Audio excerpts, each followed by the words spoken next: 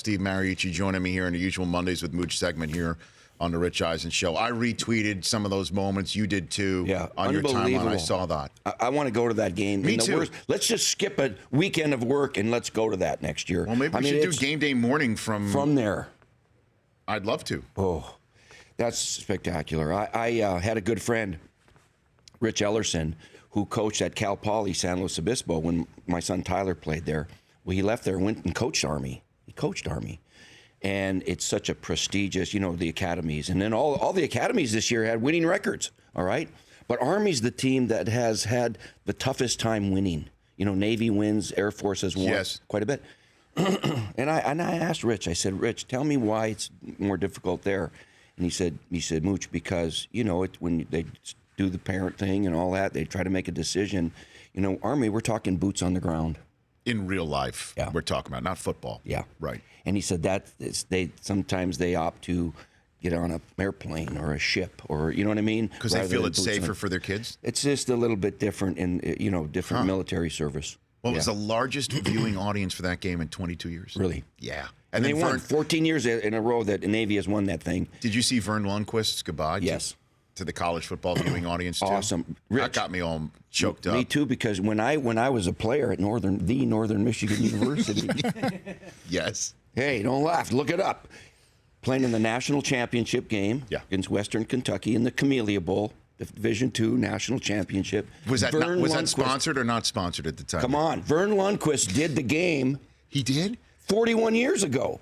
And Jim, who the sideline reporter was? Who? Jim Lampley. Get out of here. Don't make me bring out some pictures. He was the first ever sideline reporter, I think. Yeah. So Lampley was a sideline reporter. Yeah. And I think Lee Groscup was with Vern Lundquist in the booth. And you were the quarterback for the Northern Michigan? We won, right? So I remember Jim Lampley's interviewing me after the game, and I'm like, and he's asking me this question, but our band, the band was on the field, Rich. The band was playing right behind me. He asked me a question, and I really couldn't hear him, and I turned around, shut the band off, I can't hear the question.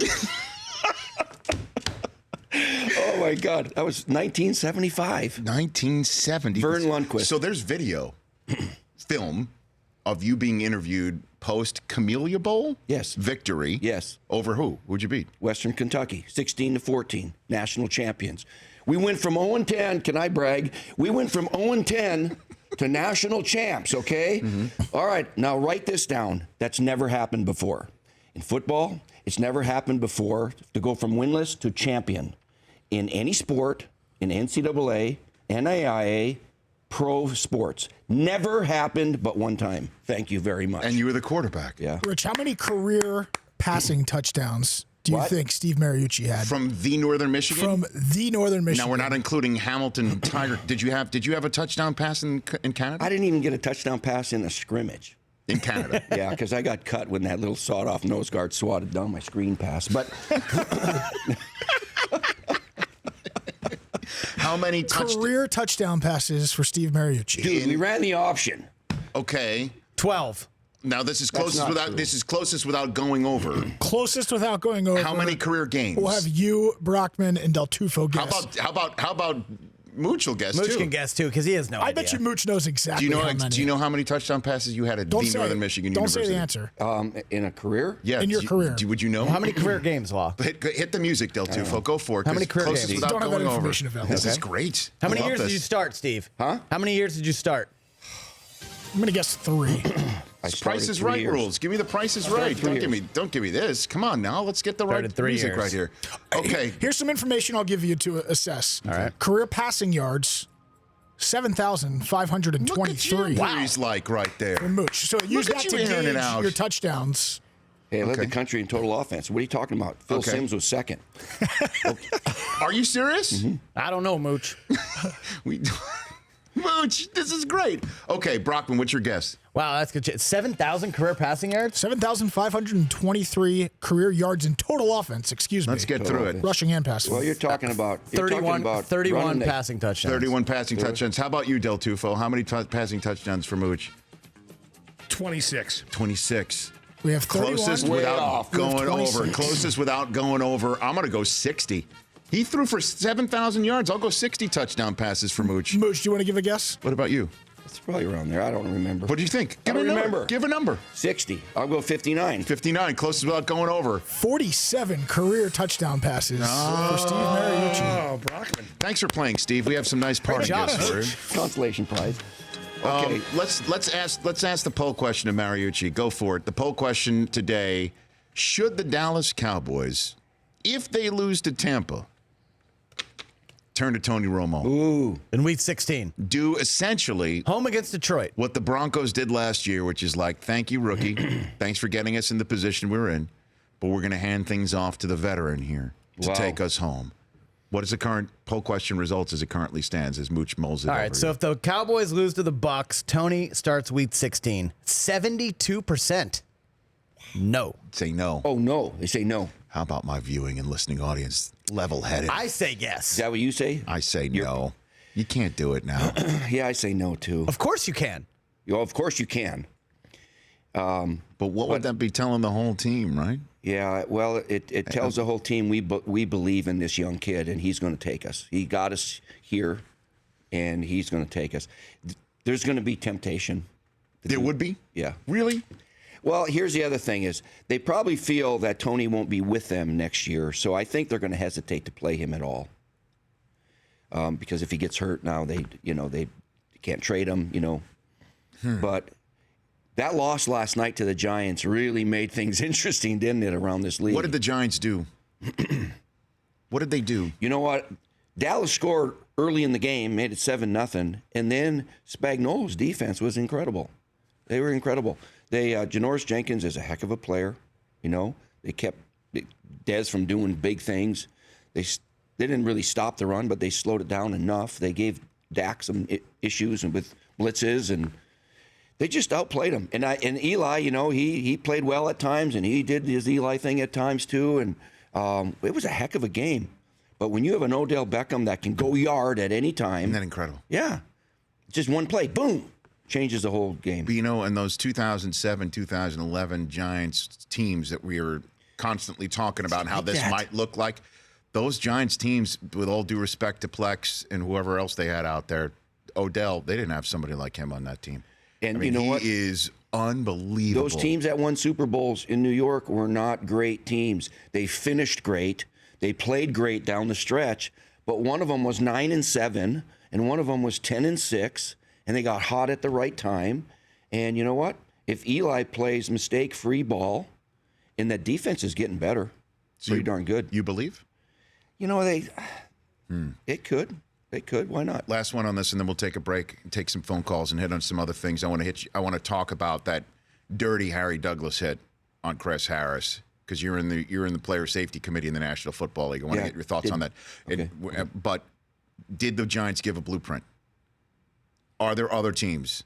Are the Bucks and the Lions and the Eagles and whoever else the Cowboys may see, because they're in the playoffs, they're going to go. Yeah. Can they look at this film and say, we can do that too? We call this a copycat league. Yes. What does that mean? Well, if I'm going to play defense against these guys, I obviously look at that film and say, well, what did Dallas have problems against? And does that fit what we do? Because if so, we're going to do some of it too. And so, yeah, that's a bit of a blueprint. Yeah. They could. Other teams.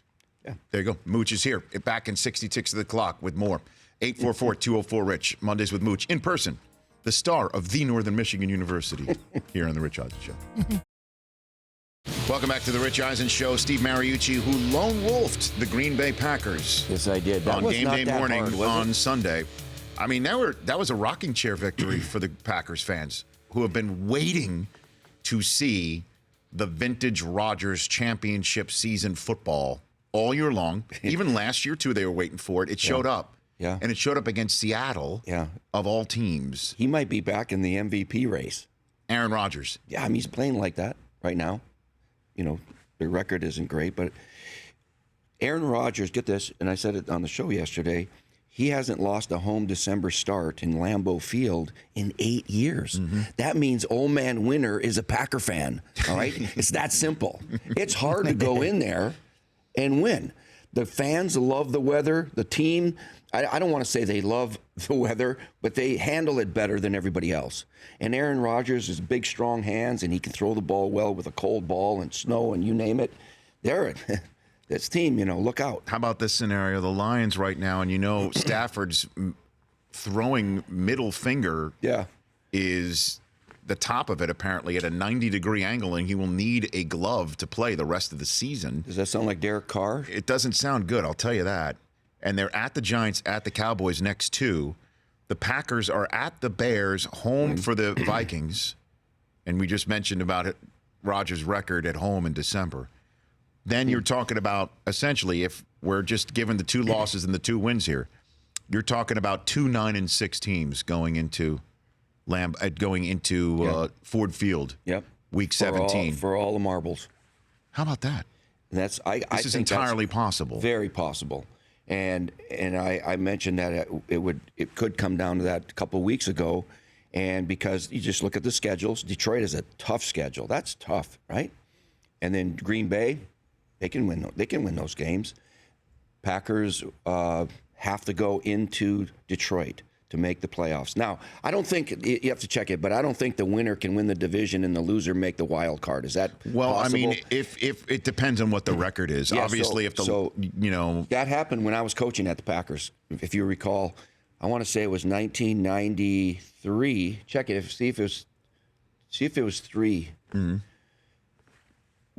Packers. We had to go to Detroit in the Silverdome. Mm-hmm. And the winner of the game was going to win the division and play at home the next week. And the loser was going to be the wild card team and have to travel. Barry Sanders was there, too. Yeah. Right? Herman Moore, that whole bunch. So we go in there. Was it 93? They're looking at them. Packers played the Lions in the 93 playoffs. Yeah, but the week 17, we had to go in there. Let me look at it. We'll look it up. Okay, so we go in there, and they beat us. Mm-hmm. So they win the division. Spielman's a linebacker. I mean, they had a good team, right?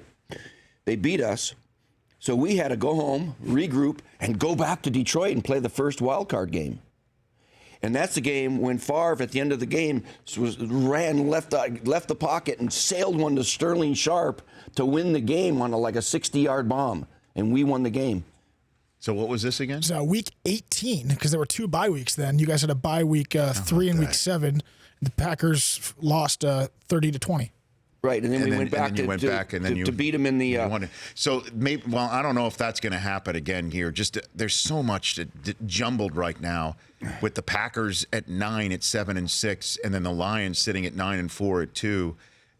But that is a candidate right now. Game 256, the last game of the regular season. NBC and the NFL flex into a game where winner goes on, loser goes home. If that's the first, if they can get one of them, if something does by the schedule gods and the playoff tiebreak gods make something like that happen. Another such thing is right now the Titans and the Texans play each other in Tennessee in week 17. That's another one that those you can playoff games. Peg on that right now, since they're both 7-6, with the Titans having beaten the Broncos yesterday. And there's all sorts of playoff implications from tonight's game that we'll go on. I'll unpack later on. If New England wins and if Baltimore wins, what do you think happens tonight in the Monday Night Football game in New England, Steve? I don't pick against the Patriots, especially when they're at home. Baltimore's got a pretty good defense. Joe Flacco seems to be playing. He played well last week anyway, but I don't think they can beat the Patriots. Patriots should get the number 1 seed. And I'm thinking my buddy Andy Reid's going to be the number 2 seed, right? I love the Oakland Raiders, but I think they're going to have to come from the 5 to play in. Well, I'll tell you what. I mean, your buddy Andy Reid. If the Patriots after this, they've got to go to Denver. There's also a game at Miami that might be candidates potentially. I know, no Tannehill. But anyway, long story short, is your buddy Andy Reid might be winding up number 1. Yeah. In that Tennessee-Denver game, we got Steve Mariucci here on the Rich Eisen Show. Harry Douglas, on a play, he's not even in the play. Yeah. And he goes low, because it is a run, and he goes low, and he hits Chris Harris, directly in the kneecap. Yep. Horrible. I thought Harris was done for the year. Aqib Talib, because there was no flag called on this play, decided to do what I have no problem with this, try to police it himself, and everything goes haywire. You in have this no game. problem with the hit or the. I have no Talib? problem with Talib doing what he did. To be very honest with you, Come on, I don't want to have a vigilante. I mean, I know. So then flag the guy. Then make this play illegal. Now you're on the players' safety committee. Yes. That's a legal play. What did Dean Blandino say? Has he addressed this? I don't. Yet? I have not seen anything from the National Football League yet. Because he understand that it's okay. It's legal to cut in certain circumstances. Okay. Fullbacks will cut linebackers, or you on the edge. You'll cut, and receivers can stock block, or they can cut DBs if they're in front of you. You can't. A receiver can't go down inside towards the line, towards the ball, right, and cut a guy, a linebacker, or so. That DB. was just recently changed, like a couple of years ago. But it's the rule. So this is not flagged, and it shouldn't be flagged, but it is far away from the play. So that's why and then his knee, when Chris Harris planted, he hit him in the knee, and it looked bad. It looked really bad. If he'd hit him in the thigh and just cut him out, we wouldn't be talking about it. But it was legal, Rich. Why must it be kept legal, Steve? Because it appears to be a cheap shot, and it appears to be unnecessary. All right, but we have these in football games where you don't have to just blow that guy up because the ball's way over there, but you do just to say I'm going to be here all day long, and you're going to have to deal with me. But the other thing that Aqib Talib, that doesn't make it right for him to start fighting with somebody else later on and almost start a team brawl. I guess I shouldn't be sitting here and endorsing. Yeah, I don't like the hit. He could have done something else, but it's it like was legal. It's a brotherhood of men here. I mean, why are you going low on somebody's knee when it's not even close to the play? Well, that's because it's your job. It's your job. You want to grade out. I got to block the corner. Boom. That's my job on this play. I'm blocking the corner. So this video gets shown to the players' safety committee. Yeah. Well, what happens? It'll be discussed. What happens? Boy, I don't know. It's because there's could enough. It be unnecessary roughness? Maybe. But is it legal? Yeah, because you can cut a guy below the waist if he's in front of you. It's a tough deal. So do you remove the Dolphins now from possibility? Yeah, I mean, they're 7 seed at 8 and 5. Ian just tweeted out that Dolphins coach Adam Gase said Tannehill has an ACL and MCL sprain, not tear. Well, that's good news. No timetable for return yet. But not a tear. Not a tear. Yeah, that's good because if he has the big surgery, that's going to go a year. Whoa, way into next season. So we're not planning on him playing this year at all, I don't think. But a sprain, not a tear. That's good news. Yeah, Ian Rappaport just tweeted out. And Calais Campbell came through and fell down and went right low. I mean, that happened on Cam a couple of weeks ago. Same situation where Campbell got up immediately and apologized to Cam. But, I mean... See, that's one of those plays, too. You can't hit a quarterback in the knees, but there's a pile going on, and boom, it happened. Right, you just fall down. There was no flag right on that one either. I don't believe so.